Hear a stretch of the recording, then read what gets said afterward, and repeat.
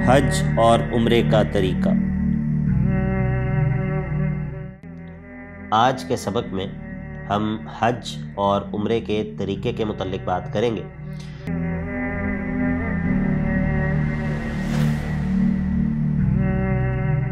بسم اللہ، الحمدللہ والصلاة والسلام علی رسول اللہ وعلی آلہ وصحبہ ومن والہ۔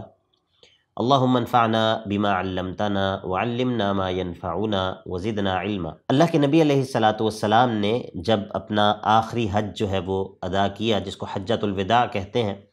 تو آپ نے اللہ کے نبی علیہ السلام نے اپنے صحابہ کو یہ حکم دیا کہ وہ حج کے طریقے کو اچھی طرح اللہ کے نبی علیہ السلام سے سیکھ لیں، اور آپ نے فرمایا لِتَأْخُذُوا مَنَاسِكَكُمْ، تمہیں چاہیے کہ ذرا اپنے مناسک کو، اپنی عبادت کے طریقوں کو اچھی طرح لے لو، سیکھ لو۔ فَإِنِّي لَا أَدْرِي لَعَلِّي لَا أَحُجُّ بَعْدَ حَجَّتِي هَٰذِهِ، اور میں نہیں جانتا شاید اس حج کے بعد میں دوبارہ حج نہ کر سکوں، اور پھر ایسا ہی ہوا۔ بہرحال اللہ کے نبی علیہ السلام کے حج کا جو طریقہ ہے اور حج کا جو ارکان ہیں ان کو سیکھنا چاہیے۔ حج اور عمرے کے حوالے سے، اور خاص طور پر اگر ہم صرف حج کی بات کریں، تو جو پہلا رکن ہے، جو پہلی ضروری چیز ہے، وہ ہے احرام، اور یہ حج اور عمرے کا پہلا رکن ہے، اور بغیر احرام کے مسلمان نہ حج میں داخل ہو سکتا ہے نہ ہی عمرے میں داخل ہو سکتا ہے۔ اور احرام سے پہلے، یعنی کہ احرام میں داخل ہونے سے قبل، مسلمان کے لیے پسندیدہ چیز یہ ہے کہ وہ غسل کرے، کچھ خوشبو لگائے اور 2 رکعتیں ادا کرے، اور جو ہے وہ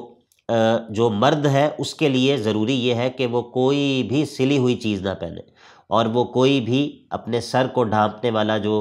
کوئی ٹوپی یا رومال یا کوئی کپڑا ہے یا پگڑی ہے، اس کو جو ہے وہ اتار دے۔ تو مرد کے لیے یہ ضروری ہے کہ وہ سلے ہوئے لباس کو جو ہے وہ اتار دے، اور جو ہے وہ کوئی بھی سادہ چادروں میں جو ہے وہ ملبوس ہو جائے۔ یہ ضروری نہیں کہ وہ سفید ہوں، لیکن یہ ضروری ہے کہ وہ کوئی سلا ہوا لباس نہ ہو۔ اور احرام کی نیت کا آغاز کرتے ہوئے 3 چیزیں جو ہیں وہ ضروری ہیں۔ حج کے معاملے میں تو یہ ضروری ہے کہ حج کی نیت، یعنی کہ حج کا جو احرام ہے وہ اشہر الحج، حج کے مہینوں میں ہی ہو سکتا ہے، اور وہ کیا مہینے ہیں؟ وہ ہے شوال اور ذی القعدہ اور پھر ذی الحجہ، یعنی کہ جب رمضان ختم ہو جائے اور 1 شوال عید الفطر کا دن شروع ہو جائے تو انسان حج کی نیت اور حج کا احرام جو ہے اس کو وہ کر سکتا ہے۔ البتہ عمرے کے لیے یہ ضروری نہیں ہے، عمرہ جو ہے وہ پورے سال میں کسی بھی وقت اس کا احرام مسلمان جو ہے وہ کر سکتا ہے۔ اور احرام کے اندر دوسری ضروری چیز یہ ہے کہ جو میقات ہے، میقات کو کراس کرنے سے پہلے جو ہے وہ احرام کی نیت کی جائے۔ اور میقات جو ہیں وہ خاص جگہ ہیں کہ جن جگہوں کو کراس کرنے سے پہلے شریعت نے اس بات کو ضروری قرار دیا ہے کہ جو شخص حج یا عمرے کے ارادے سے احرام کو کراس کر رہا ہے وہ احرام کی نیت کر چکا ہو، اور وہ جو جگہ ہیں وہ جو ہے وہ ان کی نشاندہی ہو چکی ہے، اور جس طرف سے بھی مسافر جا رہا ہو بیت اللہ کی طرف، اس کو بتا دیا جاتا ہے کہ ہم جو ہے وہ کچھ دیر میں میقات کو کراس کرنے والے ہیں، تاکہ جو شخص حج یا عمرے کی نیت سے سفر کر رہا ہو وہ اپنی نیت جو ہے وہ اس کو کر لے۔ اور جو عمرے کی نیت سے سفر کرنے والا ہے وہ تو صرف عمرے کا ہی ارادہ کرے گا اور عمرے کی نیت کرے گا، لیکن جو حاجی ہے، جو حج کی نیت سے جا رہا ہے، اس کے لیے یہ ضروری ہے کہ وہ اپنی حج کی اس خاص قسم کی نیت کرے کہ جو حج وہ کرنے کا ارادہ رکھتا ہے۔ اور وہ 3 قسمیں یہ ہیں کہ حج افراد، حج قران اور حج تمتع۔ اگر انسان حج افراد کا ارادہ رکھتا ہے تو وہ صرف کہے گا لبیک اللہم بحج، اور اگر وہ حج قران یعنی کہ حج اور عمرے کو ملانے کا ارادہ رکھتا ہے تو وہ کہے گا لبیک اللہم حجا وعمرۃ۔ اور اگر وہ حج تمتع کا جو ہے وہ ارادہ رکھتا ہے تو پہلے وہ حج کے مہینوں میں عمرے کی صرف نیت کرے گا، یعنی کہ پہلے وہ صرف لبیک اللہم عمرہ کہہ کر اپنی نیت کا آغاز کرے گا، اور پھر جو ہے وہ عمرہ کر کے حلال ہو جائے گا، حج احرام کی پابندیوں سے نکل آئے گا، اور پھر وہ دوبارہ سے حج کا جب احرام باندھے گا تو پھر وہ حج کی نیت کرے گا۔ نیت احرام کرتے ہی محرم پر جو کہ احرام باندھنے والا ہے اس پر کچھ چیزیں حرام ہو جاتی ہیں، اور ان کو محظورات الاحرام کہتے ہیں، یعنی کہ وہ چیزیں جو کہ احرام کی حالت میں ممنوع ہیں، جیسا کہ خوشبو لگانا، نکاح کرنا، اور اسی طرح جو ہے وہ ازدواجی تعلق قائم کرنا، اور کسی بھی خشکی کے جانور کو شکار کرنا، اور اسی طرح مردوں کے لیے کوئی سلا ہوا لباس پہننا، یہ چیزیں اس کے لیے حرام ہو جاتی ہیں۔ اب حاجی جب بیت اللہ کی طرف جاتا ہے تو سب سے پہلے اس کے ذمہ یہ ہے کہ وہ جب بیت اللہ پہنچے تو طواف قدوم کرے، یعنی کہ 7 چکر بیت اللہ کے لگائے، اس کو طواف قدوم کہا جاتا ہے، اور اس کے بعد وہ صفا اور مروہ کے درمیان سعی کرے، 7 چکر لگائے گا جو کہ صفا سے شروع ہوں گے، اور اس طرح صفا سے مروہ 1 چکر، مروہ سے صفا دوسرا چکر، اور اس طرح وہ 7 چکر جو ہے وہ مکمل کرے گا۔ اور اس کے بعد اگر وہ حج افراد یا حج قران والا ہے تو وہ حلال نہیں ہوگا، یعنی کہ وہ اپنے احرام سے باہر نہیں نکلے گا۔ البتہ اگر وہ حج تمتع کر رہا ہے تو وہ یہ کام کرنے کے بعد جو ہے وہ اپنے احرام کو کھول دے گا، اور پھر وہ حج کے لیے الگ سے احرام جو ہے وہ اس کو باندھے گا۔ اس کے علاوہ جب ذی الحجہ کا 8واں دن آ جائے، 8 ذی الحجہ آ جائے، جس کو یوم الترویہ کہا جاتا ہے، تو اس دن جو حاجی ہے وہ منا جائیں گے، اور وہاں پر ظہر پڑھیں گے، عصر پڑھیں گے، مغرب اور عشاء پڑھیں گے، اور اگلے دن کی فجر یعنی کہ 9 ذی الحجہ کی فجر جو ہے وہ منا کے اندر ہی اس کو ادا کریں گے۔ پھر جب 9 ذی الحج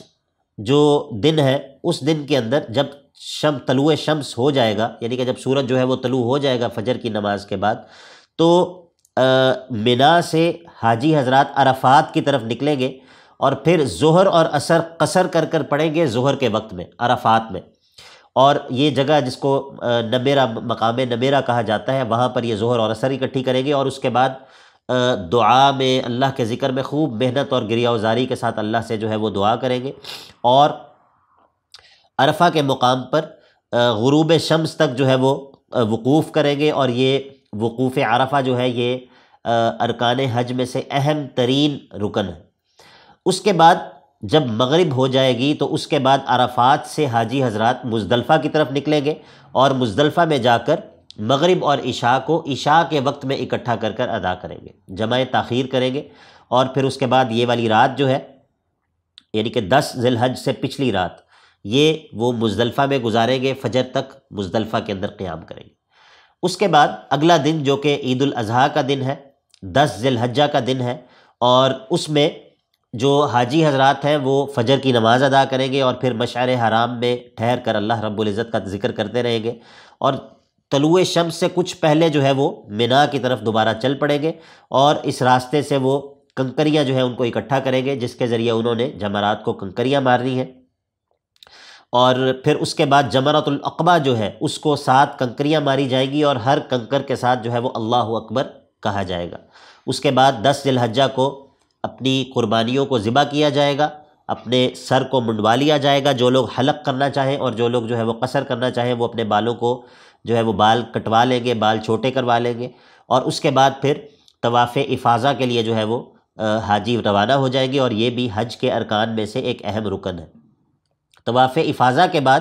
اگر پہلے سے جو ہے وہ سعی حاجی نہ کر چکا ہو تو وہ صفا اور مروہ کے درمیان سعی کرے گا، اور اس کے بعد دوبارہ رات گزارنے کے لیے منا کی طرف روانہ ہو جائے گا، اور وہاں پر جو ایام تشریق ہیں ان کی راتیں حاجی حضرات وہ منا میں ہی گزاریں گے، اور 11، 12 اور 13 ذی الحج یہ ان دنوں کے اندر جو حاجی حضرات ہیں وہ روزانہ ہر دن میں جو تینوں جمرات ہیں ان کو کنکریاں مارنے کے لیے روانہ ہوں گے، اور ہر ایک کو 7 کنکریاں جو ہے وہ ماری جائیں گی، اور جب وہ یہ عمل کر لیں گے تو اس عمل کے ساتھ ان کا حج جو ہے وہ اختتام پذیر ہو جائے گا، اور جو رمی کا وقت ہے وہ ظہر کا وقت داخل ہونے کے ساتھ ہی شروع ہو جاتا ہے، اور اگلے دن کی فجر کا وقت داخل ہونے کے ساتھ جو ہے وہ ختم ہوتا ہے، یعنی کہ اس دوران انسان جو ہے وہ کسی بھی وقت آسانی کے ساتھ جس وقت وہ کر سکے اس کو چاہیے کہ وہ جمرات کو کنکریاں مار لے، سوائے 13 تاریخ کے کہ وہ اس کا جو وقت ہے وہ غروب شمس کے ساتھ ختم ہو جاتا ہے، کیونکہ وہ آخری دن ہے، تو اس دن غروب شمس تک جمرات کو کنکریاں مارنے کا وقت ہے۔ اور اسی طرح پھر جب حاجی مکہ سے نکلنے کا ارادہ کرے تو اسے چاہیے کہ وہ طواف وداع کرے، زمزم پیے اور اسی طرح جو ہے وہ اس طرح وہ اس کو بیت اللہ کو الوداع کرے۔ یہ حج کا اختصار کے ساتھ طریقہ ہے۔ البتہ عمرہ جو ہے اس میں صرف احرام ہے اور اسی طرح طواف ہے اور سعی ہے، اور اس کے بعد انسان اپنا سر منڈوا دیتا ہے اور وہ احرام کی پابندیوں سے نکل آتا ہے۔ تو یہ حج اور عمرے کا اختصار کے ساتھ طریقہ ہم نے اس درس کے اندر بیان کیا ہے۔